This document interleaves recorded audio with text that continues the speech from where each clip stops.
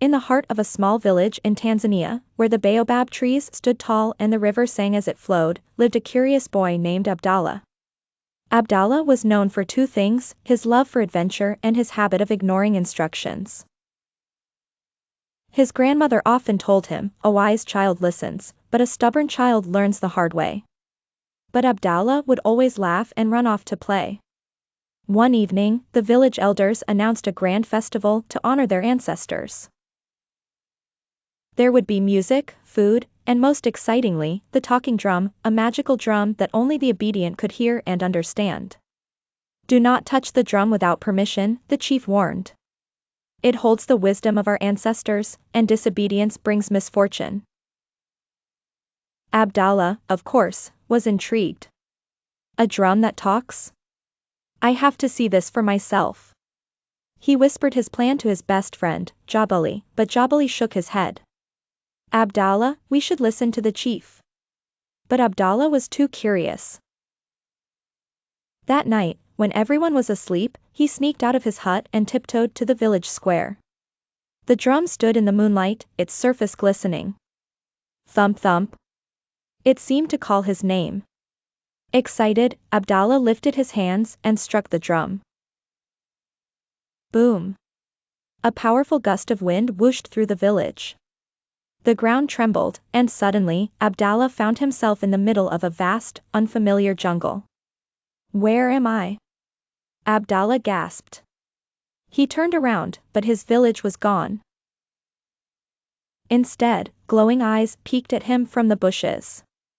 A deep voice rumbled, "You did not listen, and now you must learn."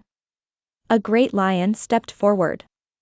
"Abdalla, you must complete 3 challenges to find your way home." Abdalla gulped. Challenge 1, the River of Truth. The lion led Abdalla to a rushing river. "To cross, you must speak only the truth," the lion said.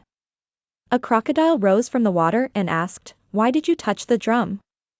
Abdalla hesitated. He wanted to say, "I didn't mean to." But he knew that would be a lie.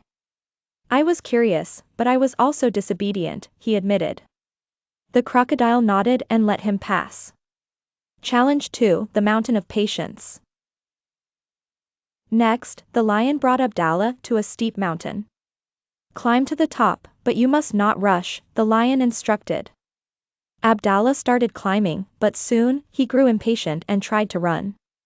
His foot slipped. He tumbled back down. Breathing heavily, he realized he had to listen. This time, he climbed slowly, placing his feet carefully.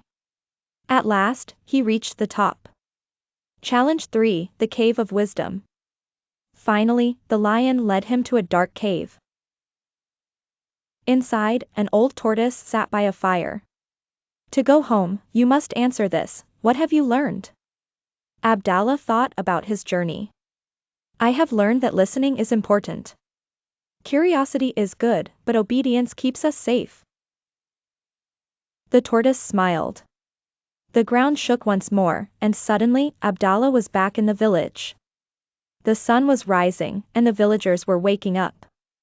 Abdalla ran to Jabali and hugged him. "You were right. I should have listened." Jabali grinned.